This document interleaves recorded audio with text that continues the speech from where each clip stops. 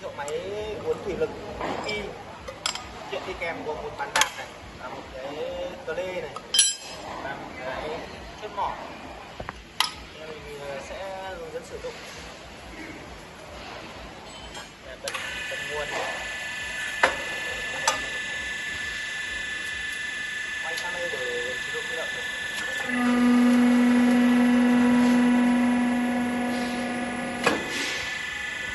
Sau khi uốn vuông rồi, vuông xong uốn mỏ.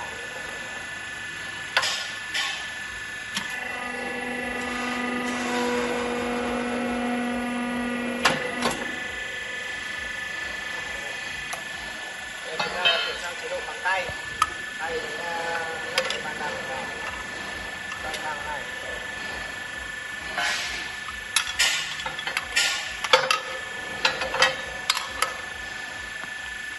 Cái này là nút nha, ấn ra ta vừa nhảy đấy. Đang làm cái gì? Nhảy ra nó sẽ hồi về chặt.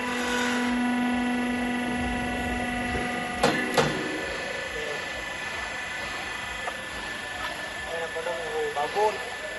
Đấy, có đồng hồ báo vôn. Điện áp và dưới 220 công nhân sử dụng.